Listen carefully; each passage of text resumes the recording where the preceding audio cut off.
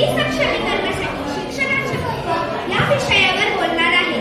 शिक्षण ही एक जादूची किल्ली आहे जी कोणालाही यशस्वी बनवू शकते। पूर्वीच्या काळी मुलींना शिक्षण मिळत नव्हते, त्यांना फक्त घरकाम शिकवले जात असे। पण आता काळ बदलला आहे, मुली सक्षम होत आहेत आणि वेगवेगळ्या क्षेत्रांमध्ये यश मिळवत आहेत। माझ्या गावातील सुनीताताईची गोष्ट मी तुम्हाला सांगते।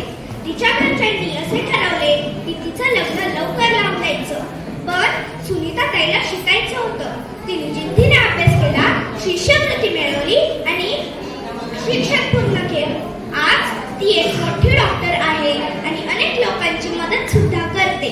जर तिला शिक्षण मिळालं नसतं तर ती डॉक्टर बनू शकली असती का? नाही। शिक्षणामुळे स्त्रिया स्वतःचा निर्णय स्वतः घेऊ शकतात व स्वावलंबी बनू शकतात। कल्पना चावला यांनी अंतराळात जाऊन भारताचा सन्मान वाढवला, तर किरण बेदी ह्या पहिल्या पोलीस अधिकारी झाल्या।